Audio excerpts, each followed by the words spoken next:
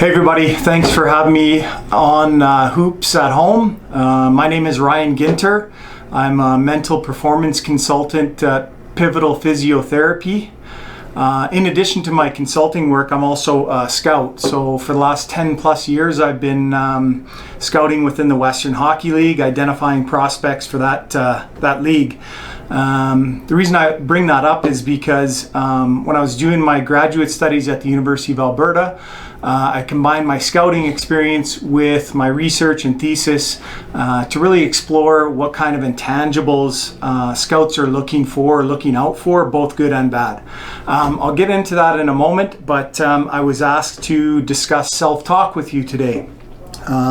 Self-talk, there's a lot of evidence to suggest that it's very useful and helpful in sport. There's two functions of self-talk in sport. The first is instructional. So any kind of movement patterns for skill execution or skill development, anything where you have to really concentrate or focus on is use of instructional self-talk. So a good example would be on the free throw line in basketball, making sure your movement patterns are the same, using self-talk to consistently guide you through that process. I think even that might help you with your execution, but it also might help you avoid any distractions in really hostile environments when you're on the free throw line. The second function of self-talk is motivational. So that can be anything from confidence to your inner drive, to getting yourself amped up for games, or even to control your emotions and your arousal in those kind of big game situations. And when we look at self-talk, it usually comes with an event and a response. So in between the event and the response is your self-talk, which is basically your perception and your evaluation of the particular event, which leads to a response. So take, for example, in a basketball game, when things aren't going your way, you get substituted in a critical time where you think you should be playing, you miss a big shot.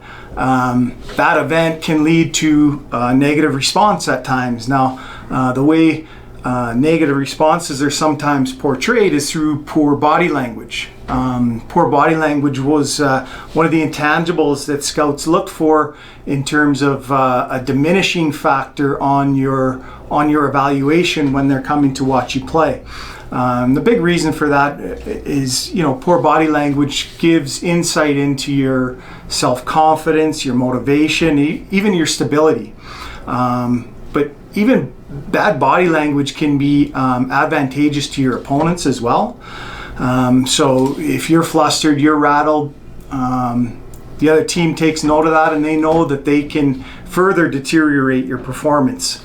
But I think the biggest thing in terms of poor body language when something negative happens is it can be a really destructive message for your teammates as well. So in that case, you're not only affecting your individual performance, but you're also affecting the performance of your teammates, which really nobody wants. When those kind of situations happen, it has like a contagion effect where everything kind of snowballs and gets out of hand in cases.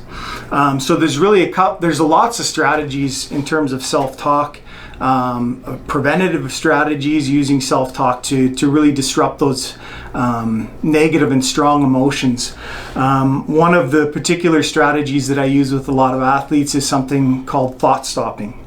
And thought stopping is a really simple exercise where you use strong, kind of powerful, short messages to yourself to kind of dissipate some of those strong emotions that might come on. So for example, in hockey, you can use it for position players, but an easy example is goalies. They allow a bad goal, they know it's their fault, but they have to refocus right away so they can't give in to those strong emotions. The simple thought stopping phrase that they can use is park it.